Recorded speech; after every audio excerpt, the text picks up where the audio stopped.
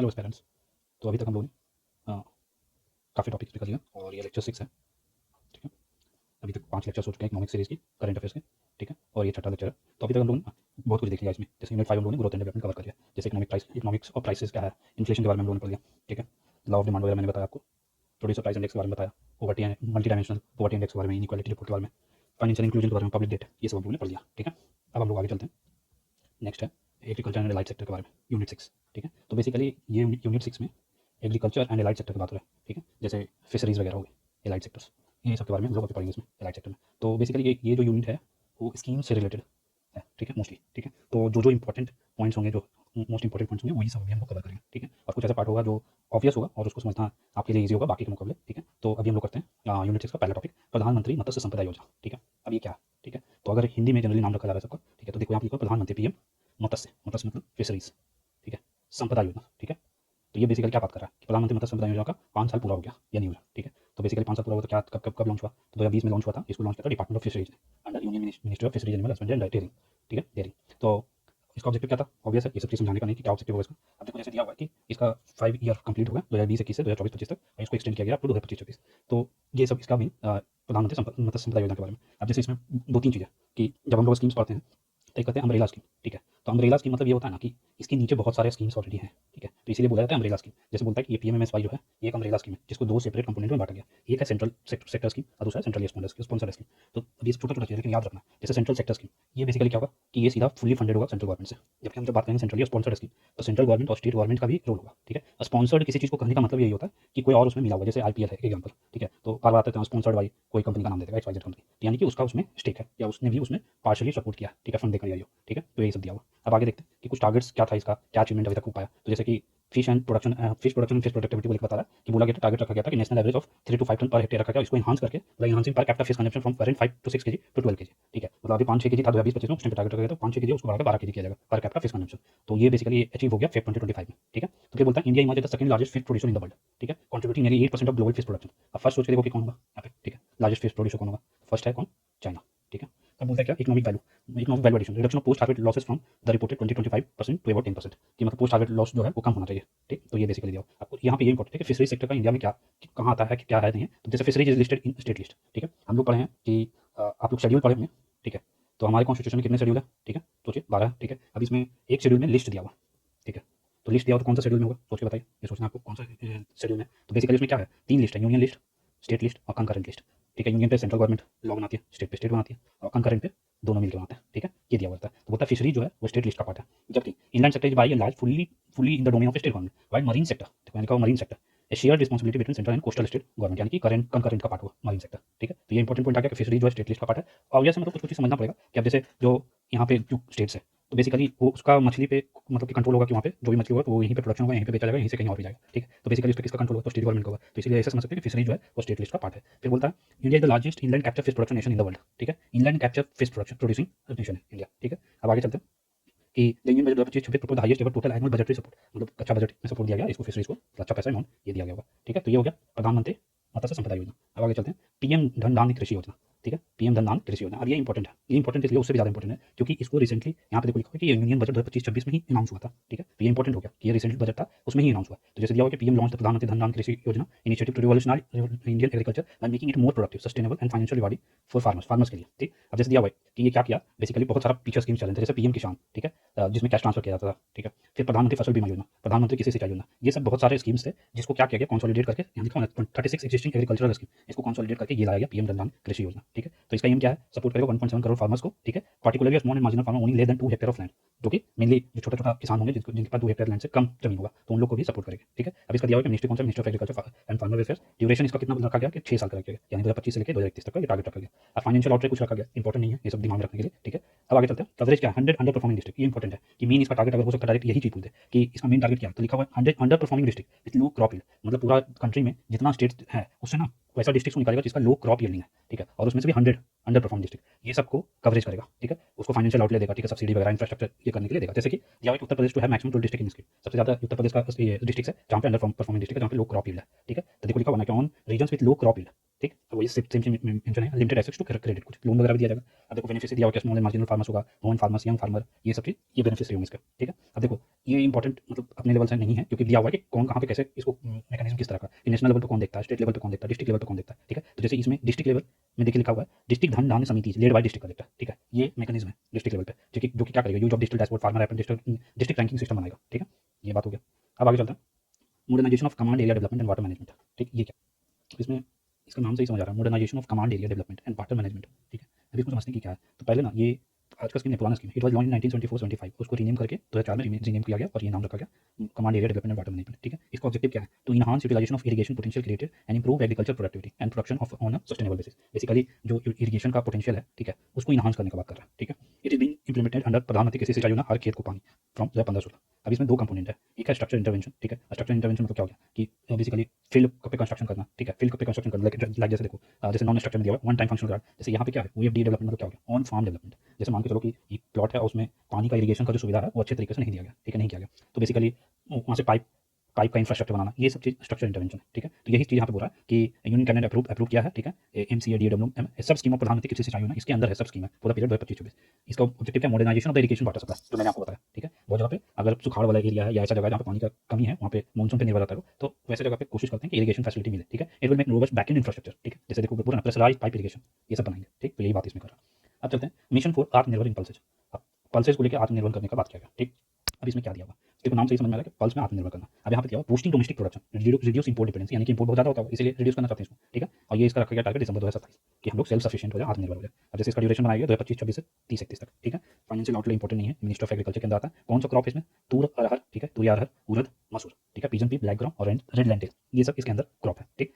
अब इसमें समझते हैं, जैसे दिया हुआ है कि कुछ अदर इंटेंडेड बेनिफिट दिया हुआ है, promote climate resilient and soil friendly practices. अब ये सब इतना इंपॉर्टेंट नहीं है, ठीक है। अब इंपॉर्टेंट यहाँ पे ये है status of pulses production in India.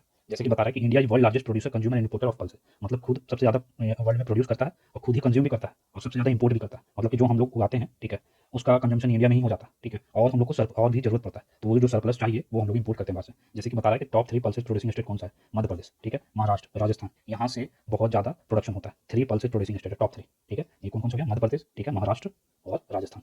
Season कौन सा सीजन होता है, तो तीनों सीजन में, खरीफ, रबी और स्प्रिंग सीजन में। अब इंपॉर्टेंट पल्स कौन सा है, chickpea, pigeon P, green gram, black gram और लेंटिल। अब यही सब प्रोडक्शन ट्रेंड वगैरह बताया कि बढ़ा है ट्रेंड, ठीक है।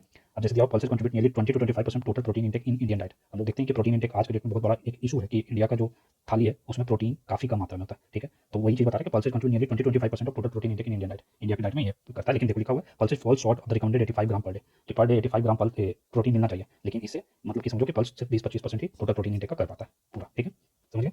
अब आगे चलते हैं, नेशनल टर्मरिक बोर्ड, ठीक। अब ये इंपॉर्टेंट है, करंट अफेयर्स, ये PYQ में ऐसा क्वेश्चन बनता है बोर्ड के बारे में, जैसे टी बोर्ड, ठीक है, एक बार PYQ क्वेश्चन इस पे आ चुका है, ठीक है।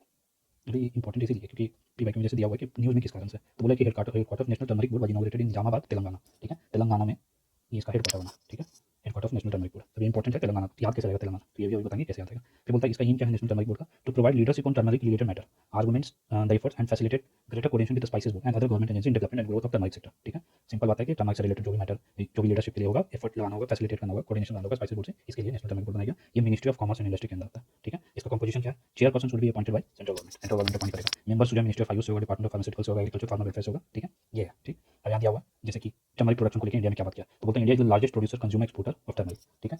पल्स के केस में क्या था, सोच के देखिए, पल्स के केस में क्या बोलते हैं, largest producer consumer and importer था उसके केस में, पल्स के केस में। लेकिन टर्मरिक के केस में क्या कर रहा है, प्रोड्यूसर है, कंज्यूमर है, एक्सपोर्टर भी है टर्मरिक का। 30 तरह का वैरायटी टर्मरिक का इंडिया में ग्रो किया जाता है। अब प्रोडक्शन में 70% ऑफ ग्लोबल टर्मरिक प्रोडक्शन कहाँ से होता है, तो तेलंगाना नंबर 1। अभी हम लोग पढ़े थे क्या कि इसका हेडक्वार्टर कहाँ बना, निजामाबाद तेलंगाना में, इसीलिए ऐसे याद करना है इसको, ठीक है। तेलंगाना, महाराष्ट्र, तमिलनाडु, आंध्र प्रदेश, ये सब मिलकर 63.4% डोमेस्टिक प्रोडक्शन को ये प्रोडक्शन करता है, ठीक है। More than 62% share of world trade ये एक्सपोर्ट करता है। The leading export market of India Bangladesh, UAE, यहीं पे एक्सपोर्ट होता है, बांग्लादेश, यूएई, यूएसए, मलेशिया, ठीक है। अब जैसे इंडिया में कुछ टर्मरिक को GI टैग दिया गया, उसमें से एक है सांगली टर्मरिक, वैगन टर्मरिक, इरोड मांजल, ठीक है, टर्मरिक, लाकौडोंग टर्मरिक, ठीक है। ये सब टर्मरिक का GI टैग सबको मिला। अब यहाँ पे सबसे इंपॉर्टेंट ये टर्मरिक का, ठीक है, जैसे इसको क्या बोला जाता है, नोन एज गोल्डन स्पाइस, ठीक है। अब पूछता है बहुत बार क्वेश्चन कि किस तरह के क्लाइमेटिक जोन होता है, तो लाइक ट्रॉपिकल जोन में होता है, 20 से 30 डिग्री सेंटीग्रेड टेम्परेचर आता है, वहाँ पे होता है। और जहाँ पे 1500 mm रेनफॉल से ज़्यादा होता है, वहाँ पे ये टर्मरिक उसके लिए सही सूटेबल है। सॉइल कौन सा प्रेफर करता है, सैंडी और सैलो, ठीक है। एंटीऑक्सीडेंट एंड एंटी इन्फ्लेमेटरी होता है नेचर में, हेल्थ बेनिफिट है इसका। अब जैसे मैंने बोला कि ये PYQ में क्वेश्चन आया हुआ था ऐसा ही, तो जैसे देखो यहाँ पे क्वेश्चन था ये 2022 का UPSC प्रीलिम्स 2022 का क्वेश्चन है, ठीक है। तो इसमें देखो पूछा था with reference to tea board in India consider the following, तो जैसे बोला था tea board is a statutory body, ठीक है, यानी बाय लॉ बना, ठीक है। फिर बोलता है it is a regulatory body attach to the ministry of agriculture and farmer welfare. फिर तीसरा ऑप्शन था the tea board head office is situated in Bengaluru, ठीक है। चौथा था the board has overseas office at Dubai and Moscow, ठीक है, मतलब बाहर में भी दुबई और मॉस्को में ऑफिस था। अब उसमें स्टेटमेंट्स दिया होता 1 and 3, 2 and 3 ऐसे करके तीन ऑप्शन, चार ऑप्शन दिया होता, उसमें से चूज करना था। तो ऐसे ही क्वेश्चन इसका भी बन सकता है, इसलिए ये इंपॉर्टेंट है, ठीक है। समझे? आप लोग इसका आंसर जरूर बताइएगा कमेंट सेक्शन में, ठीक है। अब आगे चलते हैं। अब है 100th birth anniversary of M S Swaminathan. I mean M S Swaminathan बहुत इंपॉर्टेंट पर्सनालिटी है हम लोग के पूरे ये में, जैसे कि ये ग्रीन रिवॉल्यूशन के लिए बहुत इंपॉर्टेंट आर्किटेक्ट उनको माना जाता है, ग्रीन रिवॉल्यूशन का, ठीक। तो जैसे दिया होगा prime minister added the M S Swaminathan century international conference in Delhi के बारे में बात की है, 100th बर्थ एनिवर्सरी थी।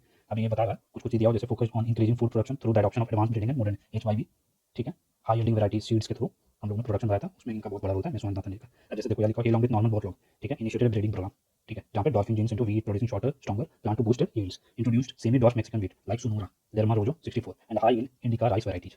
अभी देखो बता रहा है कि played key role in development Pusa Basmati, ठीक है, ये वर्ल्ड का पहला semi dwarf and high yielding Basmati variety था, पूसा बासमती, ठीक है। अब इसको Swaminathan propose the evergreen revolution for lasting productivity with ecological harm, ठीक है। Evergreen revolution is pro nature and pro poor, इससे रिलेटेड था, pro nature pro poor linking livelihood security with ecological security, ठीक। अब ये बहुत सारा चीज बोल बच्चों वाला बात है, इसको अच्छे से समझ लेना, देख लेना। अब जैसे इनको बहुत सारा पुरस्कार मिला, लाइक भारत रत्न, पद्मश्री, पद्म भूषण, पद्म विभूषण, ये सब प्राइज मिल चुका है, वर्ल्ड फूड प्राइज भी मिला है, जेमन मैक्सेस अवार्ड मिल चुका है इनको, ठीक है।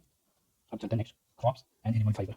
अब ये इंपॉर्टेंट है क्योंकि मखाना बहुत न्यूज में था, ठीक है, मखाना, इसी को मखाना को ही कहते हैं ब्लैक डायमंड, क्या बोलते हैं, ब्लैक डायमंड। क्वेश्चन पूछ सकता है कि ब्लैक डायमंड की जगह कुछ भी ऑप्शन ऐसे बना के दे सकता है कि also known as white diamond या कुछ भी ऐसा दे देगा, तो वहाँ पे यहाँ पे ब्लैक डायमंड है, क्योंकि जब ये मखाना बनता है तो उसके प्रोसेस, जब आप प्रोसेस कहीं पे देखोगे वहाँ देखोगे कि वो एक कवर में होता है, वो ब्लैक कलर का होता है, उसको उसको तोड़ते हैं तब जाकर वो मखाना निकलता है। तो ये बेसिकली ये बता रहा है कि the report title strategies to boost India makhana export, basically Bihar में एक रिपोर्ट बना, ठीक है, जिसका नाम रखा गया strategies to boost India makhana export. उसमें बहुत सारा कंसर्न और इशूज, क्या वे फॉरवर्ड फ्यूचर है, ये सब चीज़ में बताया गया था। तो was release at the first ever international buyer seller meet concluded in Patna Bihar. अब मखाना इंपॉर्टेंट क्यों है, तो इसको फॉक्सनट भी कहा जाता है, commonly known makhana is an important aquatic flowering crop, ठीक है, इंपॉर्टेंट है aquatic flowering crop with botanical name Euryale ferox, ठीक है। तो ये क्या बोटेनिकल नेम इंपॉर्टेंट नहीं है, फॉक्सनट है, ठीक है, एक्वेटिक फ्लावरिंग क्रॉप है, ब्लैक डायमंड नाम से जाना जाता है। It grows well in tropical and सब ट्रॉपिकल क्लाइमेट, दोनों जगह होता है। क्वेश्चन रह सकता है कि मखाना ट्रॉपिकल एरियाज में ही होता है सिर्फ, तो नहीं, ट्रॉपिकल और सब ट्रॉपिकल दोनों एरिया में होता है। And is main distributed in south east and east Asian countries, ठीक है, south east and east Asian countries, ये सब जगह पे काफी मात्रा में यहाँ पे ये बनता है, ठीक है। फिर बोलता है मिथिला मखाना रिसीव्ड जीआई टैग इन 2022,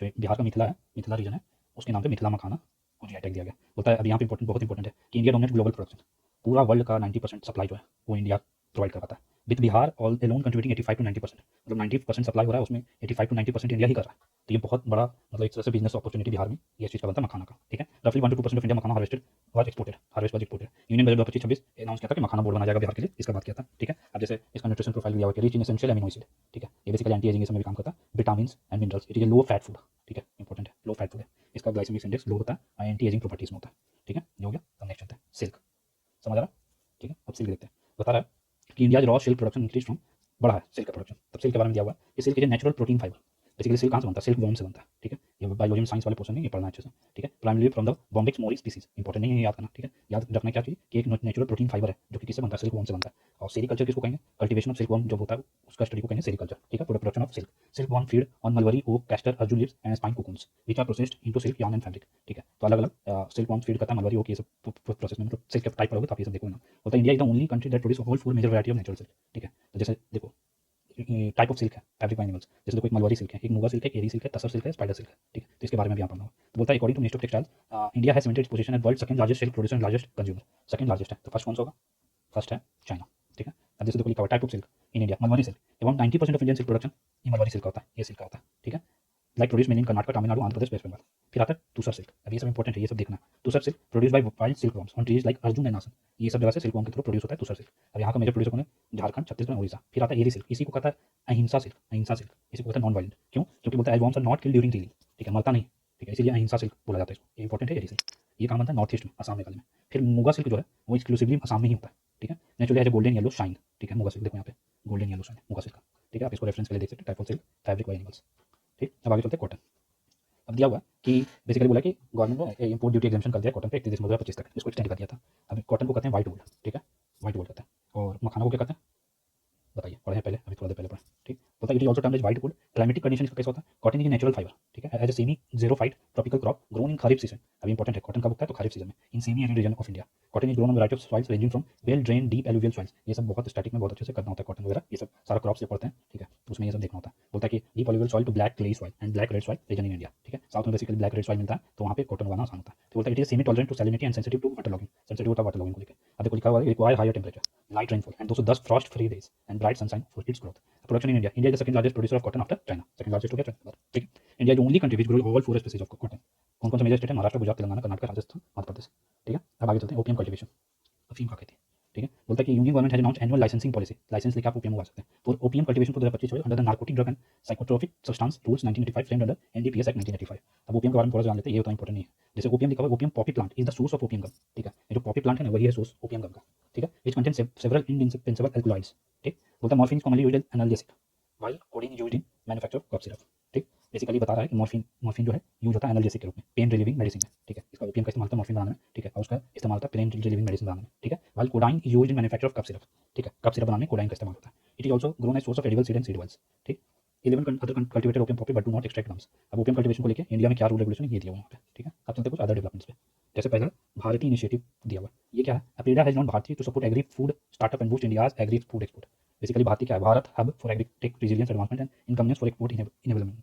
मतलब बेसिकली इसमें क्या कर रहा है? कोई 100 एग्री फूड स्टार्टअप है, ठीक है, उसको कोशिश कर रहा है कि सपोर्ट करेगा ये भारतीय, ठीक है। एग्री फूड स्टार्टअप मतलब क्या? जैसे मान के चलो कि कोई मखाना को, ठीक है, रोस्ट करके, ठीक है, और वो पैक करके बेच रहा है, ठीक है, तो वो भी एक तरह का स्टार्टअप है उसका, ठीक है, अपना बिजनेस चालू कर रहा है। तो यही बोल रहा है कि सपोर्ट करेगा 100 एग्री फूड स्टार्टअप को, जिससे क्या होगा? 50 बिलियन एक्सपोर्ट अचीव कर पाएंगे हम लोग 2030 तक, ठीक है। तो ये सब डेटा इंपॉर्टेंट है, इसमें याद करना। अब आगे चलते हैं modernisation of warehousing and boosting PDS transparency. अब देखो ये बहुत इंपॉर्टेंट, मतलब ये मेंस के लिए है, यूपीएससी के मेंस टॉपिक के लिए बहुत इंपॉर्टेंट है वेयर हाउस का कॉन्सेप्ट, क्योंकि जो भी इंडिया में इसका वेयर हाउस का इंफ्रास्ट्रक्चर बहुत कम है, ठीक है, बहुत कम इंफ्रास्ट्रक्चर है, ठीक है। तो उसको इंप्रूव करना या मॉडर्नाइज करना बहुत इंपॉर्टेंट है, क्योंकि बहुत बार क्या होता है कि क्रॉप तो आ जाता है, लेकिन उसका सही तरीका से भंडारण या उसको स्टोर नहीं करते हैं, तो उससे क्या होता है ना कि फिर वो खराब हो जाता है क्रॉप, और फिर वो बेसिकली बेकार हो जाता है क्रॉप। तो उसके लिए हम लोग यहाँ पे वेयर हाउसिंग मॉडर्नाइजेशन का बात कर रहे हैं। तो जैसे इनिशिएटिव लिया भंडारण 360, ठीक है। भंडारण मतलब ये होता है स्टोरेज। तो बोलते हैं क्या? Introduce by central warehousing corporation, it is a cloud based ERP platform which integrate HR, finance, warehouse management, contract monitoring etc. इसका बेनिफिट क्या होगा? Real time monitoring of warehouse operation, ठीक है। मतलब real time monitor कर पाओगे ware house operation का कि कैसे क्या चल रहा है वहाँ पे। मतलब एचआर को वहाँ इंटीग्रेट करेगा, फाइनेंस को, वेयर हाउस मैनेजमेंट को, कॉन्ट्रैक्ट का मॉनिटरिंग कि कितना कितना पूरा हुआ, किसका कॉन्ट्रैक्ट लेके फिर वहाँ पे उसका प्रोडक्ट प्रोड्यूस जो भी क्रॉप प्रोड्यूस करके लाया है, ठीक है, उसको रखना है। तो वो बेसिकली भंडारण 360 इनिशिएटिव के थ्रू देखा जाएगा। फिर आता है smart EXIM warehouse system. तो बोलता है CWC has introduced the smart EXIM warehouse system for container, freight station and general warehouse, ठीक है। बेसिकली बेनिफिट क्या है इसका? Gate automation and yard management, cargo tracking, smart inventory management, ठीक है। बेसिकली कि देखा जाएगा कि कार्गो वगैरह जो जहाँ से कुछ आ रहा है, ठीक है, क्रॉप वगैरह, ठीक है, तो वो सबको ट्रैक करना। फिर आता है अन्नदर्पण। तो बोलता है introduce by FCI, it is new micro service based mobile first platform that replace the exist default online system. ये क्या करेगा? It integrates procurement, storage, movement, sales, labour and contract management, ठीक है। अन्नदर्पण बेसिकली इसको like introduce by FCI, food corporation of India. फिर आते हैं ASHA platform, the department of food and public PDS basically हो गया, हैज लॉन्च्ड आशा, ठीक है, अन्न सहायता होलिस्टिक एआई सॉल्यूशन, ठीक है। तो बेसिकली ये क्या होगा? एआई सॉल्यूशन है, एआई बेस्ड प्लेटफॉर्म है। आशा वो वाला आशा नहीं, जीविका वाला आशा नहीं, ठीक है। ये आशा है AI based platform that allows beneficiaries to share their feedback on ration distribution through AI enabled calls in their preferred language. Basically कोई ऐप वगैरह हो, कोई एआई सॉल्यूशन है जिसमें क्या एआई प्लेटफॉर्म है जिसमें ना आप फीडबैक दे सकते हैं अपना कि आपको राशन डिस्ट्रीब्यूशन में जैसे कोई परेशानी आ रहा है तो बोलेगा कॉल पे कि अगर परेशानी आ रही है तो एक दवाइए, अगर आप उसका ये से सेटिस्फाइड हैं तो आप तो दवाइए, ऐसे करके कुछ एआई बेस्ड प्लेटफॉर्म बनाएगा, ठीक है। अब आगे चलते हैं इंटरनेशनल पोटैटो सेंटर। तो बेसिकली ना एक इंटरनेशनल एस्टैब्लिश किया गया है, एस्टैब्लिशमेंट के लिए कैबिनेट अप्रूव दिया है इंटरनेशनल पोटैटो सेंटर। कहाँ पे? आगरा में, ठीक है, यूपी में। तो बोलता है क्या बना कब था? ये बता रहा है कि genesis founded in 1971 and focuses on potato, sweet potato and DM fruits and tubers, ठीक है। ये सब पर फोकस करता है इंटरनेशनल पोटैटो सेंटर, ऑब्जेक्टिव वगैरह वही सब होगा। हेडक्वार्टर इसका कहाँ है इंटरनेशनल पोटैटो सेंटर का? तो लीमा, पेरू में, ठीक है। अब बताता है this is the second major international, एक और भी है जो कि international rice research institute in Varanasi, ठीक है, second major international agriculture research institute to set up regional wing in India, ठीक है। अब आगे चलते हैं किसान क्रेडिट कार्ड, ठीक। तो बेसिकली इतना ही इसमें है कि किसान क्रेडिट कार्ड स्कीम जो है केसीसी, ये इंट्रोड्यूस किया गया था 1998 में, जिसको 2019 में एक्सपेंड करके क्या किया गया? Animal husbandry, dairying and fisheries के लिए भी खोल दिया गया, किसको एक्सपेंड कर दिया गया, ठीक। अब इसमें जैसे एलिजिबिलिटी कौन सा होता है? Owner, cultivator, tenant farmer, oral trees, sharecropper, self group, ये सब एलिजिबल है इसके लिए, किसान क्रेडिट कार्ड के लिए। तो बेसिकली क्या करेगा? फार्मर को बेसिकली कुछ लोन देगा। समझ लो कि एक कार्ड है, क्रेडिट कार्ड है, ठीक है, उसमें जैसे होता है ना कि कुछ आपका एक लिमिट दिया जाता है कि आप इतना इस्तेमाल कर सकते हो, कुछ समय में आप इसको लौटा सकते हैं। तो यही एक कॉन्सेप्ट किसान क्रेडिट कार्ड का, ठीक है। बोलता है calculation of credit limit based on cropping pattern and purpose, ठीक है, दिया हुआ ना कि कैसे कैलकुलेशन हो क्रेडिट लिमिट का। जैसे अभी देखते हो ना कि किसी का क्रेडिट लिमिट आज के डेट में 1 लाख रुपया, ठीक है, और कुछ टाइम बाद अगर उसका सिविल अच्छा होता है, ठीक है, काफी अच्छा से उसको इस्तेमाल करा, तो उसके मैक्सिमम लिमिट को बढ़ाकर 3 लाख कर दिया जाता है। तो वो सब किस चीज़ पे देखता है? सिविल के थ्रू देखता है। तो यही सेम चीज़ बोल रहा है कि based on cropping pattern and purposes किसान क्रेडिट कार्ड भी मिलता है उसको। क्रेडिट कैलकुलेशन लिमिट जिसका बढ़ता है वो क्रॉपिंग पैटर्न उसका पर्पस की सही से वो यूज कर रहा है कि नहीं, उस पर डिपेंड करता है। अब इसको अलग अलग बैंक इशू करता है, पब्लिक सेक्टर में, private sector, schedule commercial bank, small finance bank, ये सब हम लोग पढ़े हैं। ड्यूरेशन क्या होगा? केसीसी का 5 ईयर अंडरगो पीरियोडिक रिव्यू, ठीक है, रिव्यू भी करते रहेगा कि कैसा चल रहा है, ठीक है। अब आगे चलते हैं इंटरनेशनल ईयर एंड डिकेड। मतलब कि दिया हुआ है कि 2026 को कौन कौन बॉडी कौन कौन सा ईयर इंटरनेशनल ईयर के रूप में माना। जैसे कि यूएन का फाओ, ठीक है, ये क्या बोला? International year of women farmer, ठीक है, ये 2026 को माना international year women farmer. UN का भी वही same body international year of rangelands and pastoralist, ठीक है। फिर तीसरा यूएन का body international year of volunteers for sustainable development. फिर यूएन ही क्या बोला? डिकेड ऑफ सस्टेनेबल ट्रांसपोर्ट 2026 से 35 तक माना। ऐसे करके सारा डिकेड के बारे में दिया हुआ, ठीक है। ये हो गया आपका यूनिट 6 बेसिकली यूनिट 6 बुक मतलब थोड़ा बहुत क्या काफ़ी बोल बच्चन टाइप का था। बेसिकली स्कीम्स तो आपको अपने हिसाब से ही पढ़ना पड़ेगा, ठीक है। और जहाँ पे जो थोड़ा बहुत इनिशिएटिव था, जो थोड़ा बहुत लग रहा था कि हम लोग बताना चाहिए मुझे, वो मैंने आपको बताया, ठीक है। अब आगे हम लोग ये करेंगे यूनिट 7 आगे के दिन पे, ठीक है। आई होप कि आप लोग को ये समझ आ रहा हो, ठीक है। हम लोगों ने अभी काफ़ी 5 लेक्चर में काफ़ी चीज़ें समझी है। अभी जैसे अगर देखना चाहोगे कि अब बहुत ज़्यादा इसमें टॉपिक्स बच नहीं रहे, ठीक है। और कोशिश करें कि जो भी टॉपिक है उसका रिवीजन आज के आज ही कर लें, ठीक है। जैसे अभी हम लोग एक टोटल यूनिट 11 है इसमें, ठीक है। और इसमें हम लोगों ने ऑलमोस्ट 6 यूनिट कंप्लीट कर लिया, ठीक। 6 यूनिट कंप्लीट ही हो गया। तो अभी हम लोग का 7 और 8 बच रहा, ठीक है। तो इसको हम लोग नेक्स्ट डे पे 7 को और 8 को लेक्चर को करते हैं, ठीक है। आई होप कि आप लोगों को क्लास समझ आ रहा हो, ठीक है। और कोशिश करूँगा कि मैं और भी कुछ टॉपिक्स जो इंपॉर्टेंट है वो कवर करने की कोशिश करूँगा। जैसे ये labour and employment, labour code बहुत इंपॉर्टेंट है, ठीक है। लेबर कोड बहुत इंपॉर्टेंट है। जैसे आज के डेट में आप देख रहे होगे कि अगर न्यूज़ आप लोग न्यूज़ से वाकिफ़ हो गए तो न्यूज़ पे आप लोग देख रहे हो कि यूपी के नोएडा में अभी बहुत ज़्यादा एक तरह का बिजनेस ओनर और जो भी स्टाफ्स हैं, ठीक है, मजदूर वगैरह जो भी हैं, उनके बीच में कॉन्फ्लिक्ट हो गया, ठीक है। कॉन्फ्लिक्ट हुआ किस कारण से? क्योंकि ये जो भी वर्कर्स हैं वो चाहते हैं कि उनका सैलरी इंक्रीज़ हो, ठीक है। और उसको लेके काफ़ी वहाँ पे बेसिकली पुलिस एक्शंस भी वहाँ पे चल रहा है। तो ये सब चीज़ बहुत इंपॉर्टेंट है। जब लेबर कोड हम लोग पढ़ेंगे तो लेबर कोड में पढ़ेंगे कि सबका क्या इंपॉर्टेंस है आज के डेट में, ठीक है। तो कॉन्टेक्स्ट लेक्चर में इसीलिए इंपॉर्टेंट है क्योंकि आप उसको रिलेट कर पाओ, क्योंकि ऐसा नहीं है कि ये सब कुछ याद हो जाएगा आपको। लेकिन अगर आपको जैसे लेबर कोड आप पढ़ रहे हो, 4 लेबर कोड का बात कर रहे हैं, ठीक है। तो हम लोग को उसके पहले का भी तो हिस्ट्री पता होना चाहिए कि पहले क्या था। जैसे पहले 29 ये लेबर लॉज थे, 29 लेबर लॉज थे। उसको थोड़ा सा सिंप्लीफाई करने के लिए 4 लेबर कोड बना दिया गया, ठीक है। उसके अंदर अलग-अलग कोड में अलग-अलग जो लेबर लॉज थे उसको इंक्लूड कर दिया गया। तो अब ये इंपॉर्टेंट है लेबर लॉज पढ़ना कि उसने क्या दिया हुआ है। इसमें बहुत सारे निटी-ग्रिटीज़ है जिसको देखना बहुत इंपॉर्टेंट है, ठीक है। तो आई होप कि आपको यहाँ तक समझ आ गया होगा। फिर हम लोग यूनिट 7 कल करेंगे, लेक्चर 7 में, ठीक है। और आज का जो टारगेट है, जो मैंने मॉर्निंग में आप लोग को दिया था, वो टारगेट कंप्लीट करके 11:30 बजे तक आप इसको सबमिट कर दें, ठीक है। सबमिट कर दें, क्योंकि मैंने आपको बताया है कि A4 सिनॉप्सिस सेट बहुत इंपॉर्टेंट है। अगर इसका वैल्यू जिसको आज नहीं समझ आ रहा है उसको एग्जाम के बाद जरूर समझ आएगा, ठीक है। और जितना जिसको लग रहा है कि ठीक है आज नहीं कल कर लेंगे, कल नहीं परसों कर लेंगे, वो कल कभी नहीं आएगा। तो इसलिए इंपॉर्टेंट है, इसको पर डे करने की कोशिश करें, ठीक है। और टारगेट कंप्लीट कर दें।